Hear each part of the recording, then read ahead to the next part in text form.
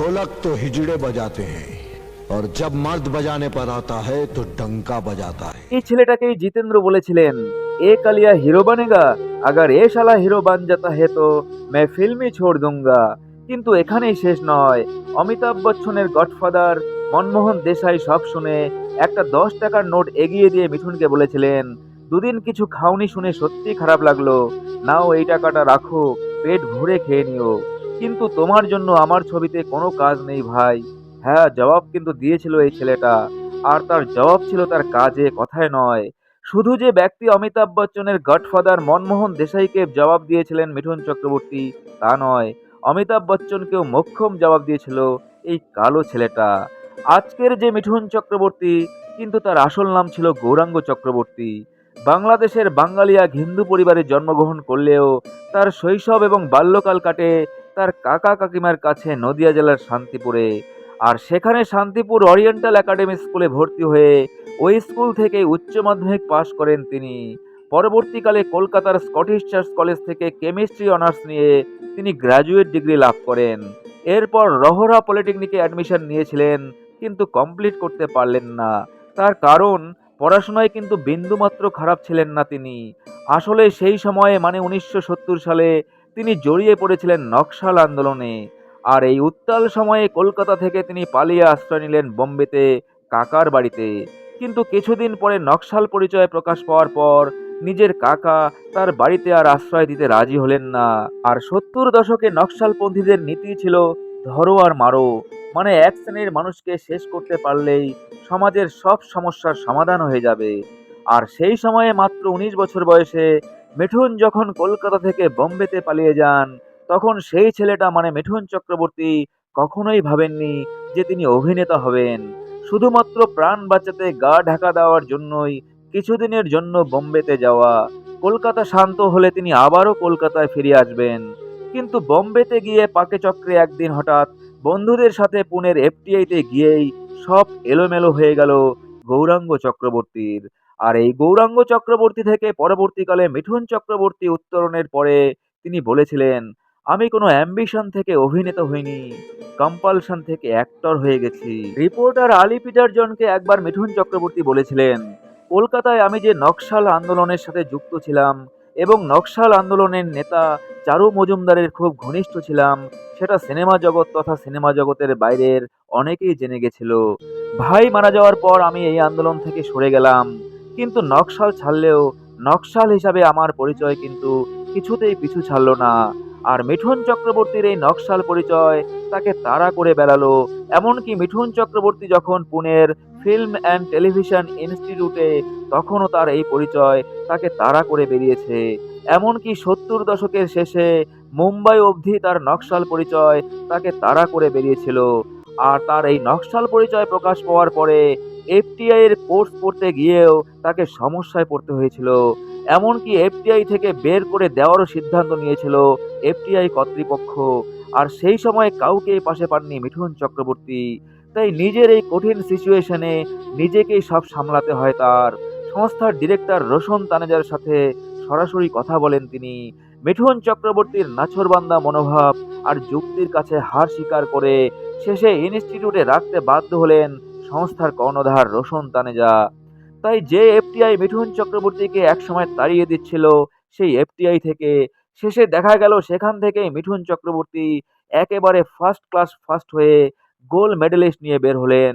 পুনের সেই film and television institute of India থেকে first class first হয়ে মিঠুন চক্রবর্তী আবারও দেখিয়ে দিয়েছিলেন যে তিনি পড়াশোনায় ভালো ছিলেন, আর এখনো তিনি ভালো আছেন। তিনি বুঝিয়ে দেন যে কোনো আবেগ বা ভাবাবেগ থেকে তিনি নায়ক হতে তিনি মুম্বাইতে পালিয়ে আসেননি। দাঁতে দাঁত চেপে তিনি শপথ নিয়েছিলেন নায়ক হওয়ার জন্য নিজেকে তৈরি করবেন। বলিউডের ইতিহাস তিনি নিজেই নিজের মতো করেই লিখবেন। আর এই প্রতিজ্ঞা নিয়েই তিনি এফটিআইতে ভর্তি হন। শুরু হয় তার জীবনের এক নতুন অধ্যায়। আর 1974 সালে পুনের সেই এফটিআইতেই একটি পাসিং আউট সেরিমনিতে একটি নাটক প্রতিযোগিতায় প্রধান বিচারক হিসাবে উপস্থিত ছিলেন পরিচালক মৃণাল সেন। আর সেই প্রতিযোগিতায় শ্রেষ্ঠ অভিনেতার পুরস্কার হিসাবে মিঠুন চক্রবর্তী পেয়েছিলেন শ্রেষ্ঠ পুরস্কার। পরবর্তীকালে পরিচালক মৃণাল সেন তার মৃগয়া ছবির জন্য আদিবাসী নায়ক হিসাবে একজন কালো বলিষ্ঠ যুবকের দরকার পড়লে পরিচালক মৃণাল সেনের মিঠুনের কথা মনে পড়ে। আর মিঠুন ইতিমধ্যেই কলকাতায় ফিরে এসেছেন। এফটিআই থেকে মৃণাল সেন জোগাড় করলেন মিঠুন চক্রবর্তীর ঠিকানা। মিঠুনের কাছে এফটিআই থেকে খবর গেল পরিচালক মৃণাল সেন মিঠুনকে খুঁজছেন। আর এই খবরে প্রথমে অত্যন্ত অবাক হয়েছিলেন সেই সময়ের গৌরাঙ্গ চক্রবর্তী, মানে আজকের মিঠুন চক্রবর্তী। কারণ বিখ্যাত পরিচালক মৃণাল সেনের সাথে তার কোনো রকম পূর্ব পরিচিতি ছিল না। এরপর মিঠুন চক্রবর্তী আর দেরি না করে দেখা করলেন মৃণাল সেনের সঙ্গে। আর গৌরাঙ্গ নাম পাল্টে মৃণাল সেন তার নাম দিলেন মিঠুন। মিঠুন চক্রবর্তীর জীবনে শুরু হলো আবারও এক নতুন অধ্যায়।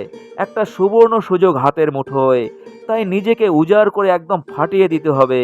শরীর মনকে উজাড় করে দিতে জোড়াবাগানের পঞ্চানন দাসের ব্যায়ামাগারে শরীর চর্চা শুরু করলেন মিঠুন, যাতে মৃগয়া ছবির জন্য বলিষ্ঠ চেহারাটা দারুণভাবে মানিয়ে যায়। আর মৃণাল সেনের সেই মৃগয়া ছবির শেষ দৃশ্যে যখন আদিবাসী যুবক মিঠুনের ফাঁসি হয়, তখন সেই সিচুয়েশনে মিঠুনের মুখের অভিব্যক্তি কীরকম হবে সে বিষয়ে মিঠুন মৃণাল সেনের কাছে জানতে চাইলে মৃণাল সেন বলেন, চিড়িয়াখানায় বদ্ধ খাঁচায় আবদ্ধ বাঘের চলাফেরা আর তাকানোটা দেখেছিস? আর একথা শোনা মাত্র মিঠুন উত্তর দিয়েছিল, ব্যাস ব্যাস ব্যাস, বুঝে গেছি, আর বলতে হবে না। तुमको भी शिकार पसंद, मुझको भी शिकार पसंद।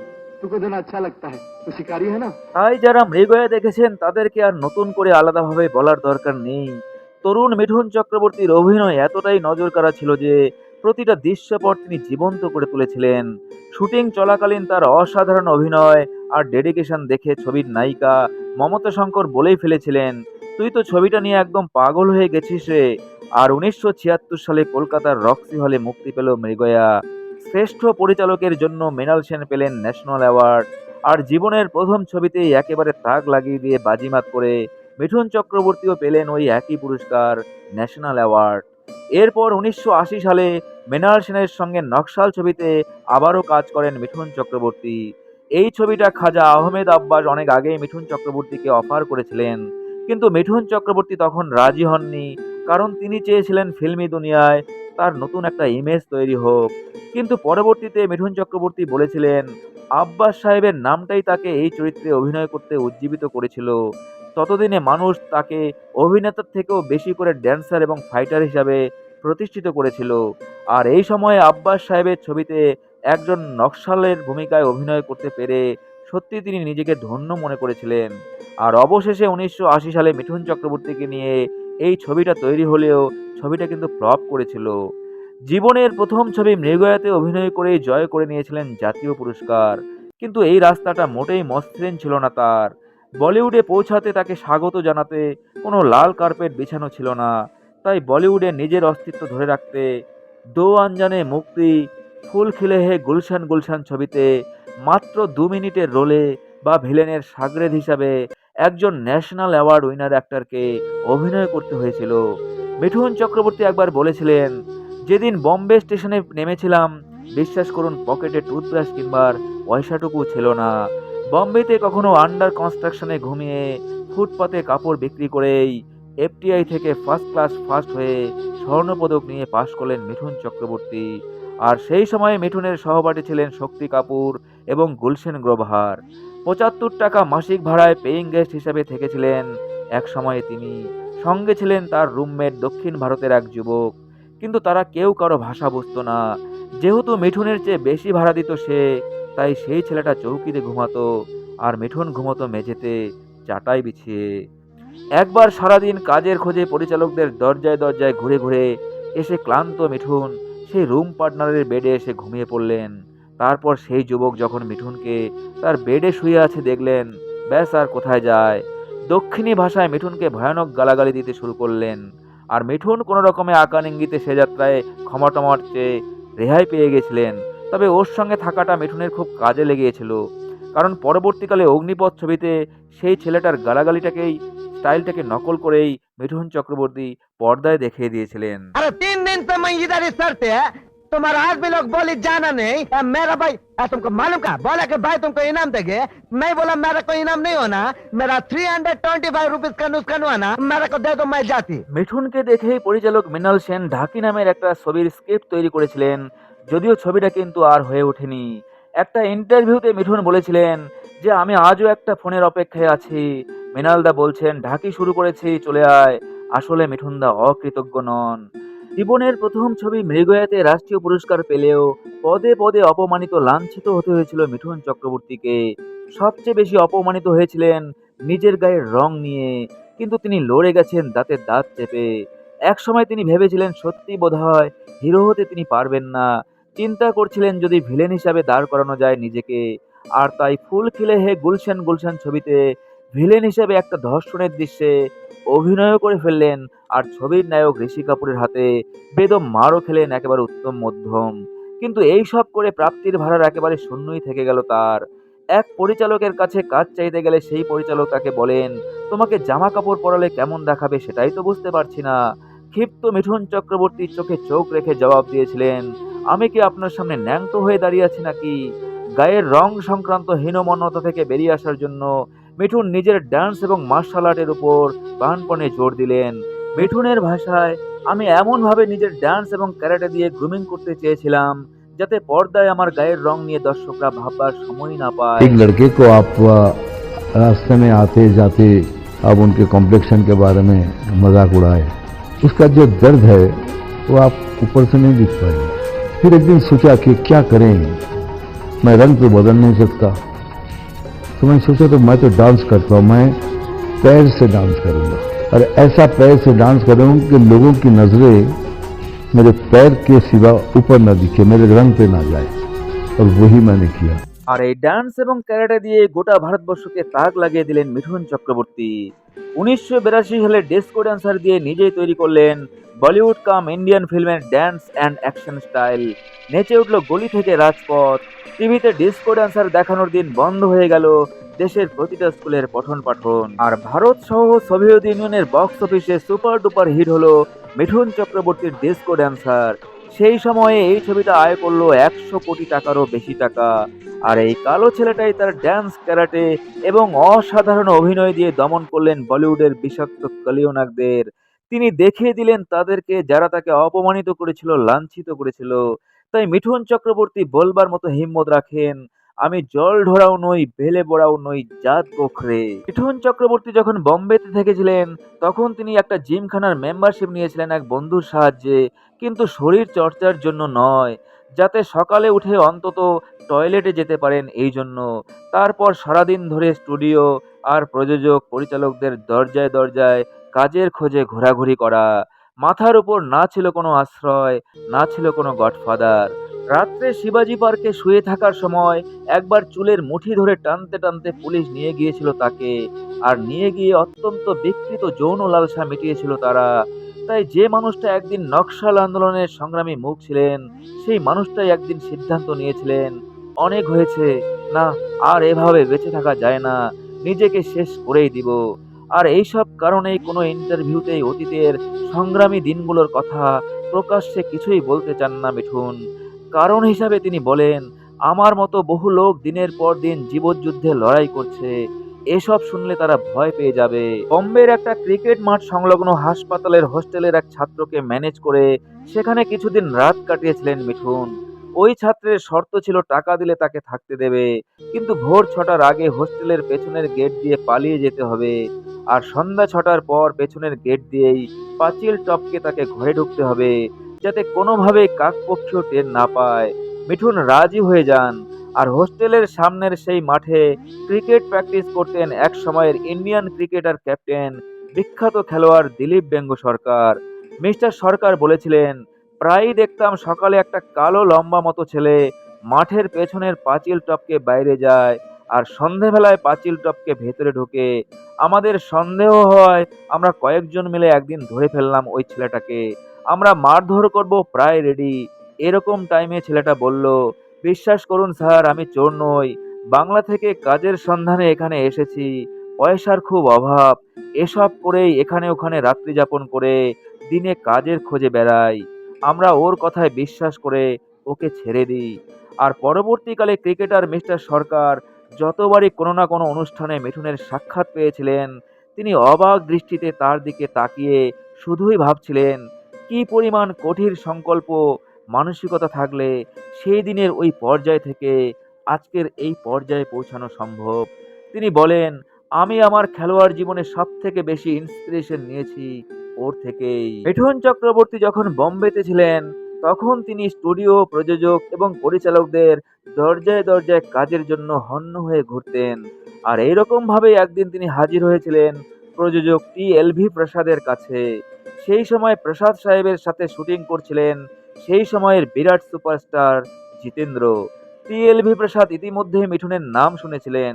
উনি উপস্থিত জিতেন্দ্রকে বললেন, এই ছেলেটা ন্যাশনাল অ্যাওয়ার্ড উইনার, বাংলা থেকে বোম্বেতে এসেছে প্রতিষ্ঠা পাওয়ার জন্য, ওর কিন্তু ভবিষ্যৎ সম্ভাবনা আছে দারুণ। আর এসব শুনে মিঠুনকে উৎসাহ দেওয়া তো দূরের কথা, দেখা করার পর মিঠুন যখন উঠে চলে যাচ্ছে তখন পেছন থেকে জিতেন্দ্র মিঠুনের উদ্দেশ্যে প্রযোজক টি.এল.ভি. প্রসাদকে বলছিলেন, এ কালিয়া হিরো বনেগা, अगर ए शाला हिरो बन जाता है तो मैं ही फिल्म ही छोड़ दूंगा। কোনো প্রত্যুত্তর দেননি মিঠুন, অপমানের জ্বালা নিয়েই ফিরে এসেছিলেন তিনি। আর 1982 সালে জিতেন্দ্রকে জবাব দিয়েছিলেন মিঠুন তার ডিস্কো ড্যান্সার ছবির মাধ্যমে। ড্যান্সিং স্টারের স্ট্যাটাসে মিঠুনের কাছে হার স্বীকার করতে হয়েছিল জিতেন্দ্রকে। পরবর্তীকালে মিঠুন এবং জিতেন্দ্র সড়ক সে সুন্দর, জাল, মারমিটিংগে, ऐसा प्यार कहा প্রভৃতি সুপারহিট ছবি একসাথে করলেও মিঠুন অনেকদিন কিন্তু জিতেন্দ্রর সাথে সম্পর্ক স্বাভাবিক করেননি। একজন সিনিয়র অ্যাক্টর হিসাবে জিতেন্দ্রকে সম্মান করেছেন সবকিছু ভুলে, কিন্তু মিঠুন চক্রবর্তী কখনো কোনো রকম ঔদ্ধত্য দেখাননি বা পাল্টা কোনো বিবৃতি দেননি। সে পেশাদারির খাতিরে সম্পর্কটা একান্ত ভদ্রের সাথেই রক্ষা করেছিলেন মিঠুন চক্রবর্তী। কিন্তু মিঠুন চক্রবর্তী শুধুমাত্র তার লড়াইয়ের দিনগুলিতেই নয়, এই দিনগুলিতেও পাশে পেয়েছিলেন সুনীল দত্ত, বিনোদ খান্না, রঞ্জিত, সেলিম খান প্রমুখ অভিনেতাদেরকে। এনারা বিভিন্ন সময় নিজেরাই মিঠুনের নাম সুপারিশ করেছিলেন নির্মাতা এবং নির্দেশকদের কাছে। নবীন নিশ্চল মিঠুনের নাম সুপারিশ করেছিলেন যশ চোপড়ার কাছে, কিন্তু ত্রিশূল ছবিতে যশ চোপড়া সচিনকে আগেই ফাইনাল করে ফেলেছিলেন। আমাদের দুর্ভাগ্য, ত্রিশূল ছবিতে মিঠুনকে পেলে হয়তো ছবির লাস্ট অ্যাকশনটা অন্যরকম হতে পারত। কলঙ্কিনী কঙ্কাবতী ছবিতে মিঠুন চক্রবর্তীকে একটা লিড রোল দিয়ে স্বয়ং ডিরেক্টর প্রডিউসার উত্তম কুমার তাকে নিজেই ডেকেছিলেন। শক্তি সামন্ত মিঠুনকে নিয়ে বানিয়েছিলেন খোয়াব। বলার মতো পারিশ্রমিক মিঠুন চক্রবর্তী পেয়েছিলেন তার প্রেম বিবাহ ছবিতে। এই ছবিতে মিঠুন চক্রবর্তী পেয়েছিলেন সেই সময়ে 5,000 টাকা। সিনেমার প্রডিউসার মিঠুনকে জিজ্ঞাসা করেছিলেন, এই 5,000 টাকা দিয়ে তুমি কি করবে? মিঠুন বলেছিলেন, সবার আগে মেসের ভাড়া মেটাবো, দুটো প্যান্ট আর একজোড়া জুতো কিনবো, আর চালাতে পারছি না স্যার। জীবনের প্রথম ছবি মৃগয়া মুক্তির সময় মিঠুন চক্রবর্তীর আর্থিক অবস্থা মোটেও ভালো ছিল না। বাবা বসন্ত চক্রবর্তী ছিলেন টেলিফোন এক্সচেঞ্জের সামান্য কর্মী। বাবা 2 ভাই 3 বোন আর মাকে নিয়ে চরম অনটনে চলছিল তাদের সংসার। মিঠুন ফিল্মে আসার আগেই এক দুর্ঘটনায় বড় ভাই মারা যান। বাবাকে সাহায্য করতে মিঠুন এক সময়ে বন্ধু বান্ধবদের কাছ থেকে টাকা ধার করে বড় বাজার থেকে আলু কিনে এনে বিক্রি করেছেন রাস্তায় বসে। মৃগয়া ছবিতে তার ন্যাশনাল অ্যাওয়ার্ড পাওয়ার খবরটা দিতে আসা সরকারি কর্মচারীদের মিঠুন বলেছিলেন, পুরস্কার চাই না স্যার, আমার দুবেলা খাওয়ার ব্যবস্থা করে দিন। মিঠুন চক্রবর্তী যখন খ্যাতির মধ্য গগনে, তখন কলকাতার প্রচুর পুজোর উদ্বোধন করেছেন তিনি, আর মোটা অঙ্কের দর হেঁকেছেন, কিন্তু কেউই মিঠুনদাকে ফিরিয়ে দেওয়ার হিম্মত দেখায়নি। পরে দেখা গেছে এইসব টাকা বিভিন্ন সমাজসেবী গোষ্ঠীর মধ্যে বিলিয়ে দিয়ে মিঠুনদা বম্বে ফিরে এসেছেন। তাশকেন ছবিতে মিঠুন চক্রবর্তীর অভিনয় দেখার পর নাসিরুদ্দিন শাহের মতো অভিনেতা বলেছেন, একমাত্র মিঠুনই পারে এই লেভেলে রোলটাকে নিয়ে যেতে। তাশকেন্দে মিঠুনের অভিনয় দেখার পর বুঝতে পেরেছি আমার এখনো অনেক কিছু শেখার বাকি আছে। ভাবুন একবার, কে বলছেন? নাসিরুদ্দিন শাহের মতো অভিনেতা। মিঠুন চক্রবর্তী নিজেকে যতই ফ্যাশনারি বা গ্ল্যামার হিসাবে দেখাতে চান না কেন, এক সময়ের কঠিন সংগ্রামের দিনগুলিতে যে অমানসিক পরিশ্রম তিনি করেছেন, সেই কষ্টের ছাপটা বলে না মুখে মনে রায় না, এই বয়সে আজও কিন্তু তার চোখে মুখে লেগে আছে। একটু ভালো করে তাকালেই বুঝবেন। हम इस घर में रहते हैं प्यार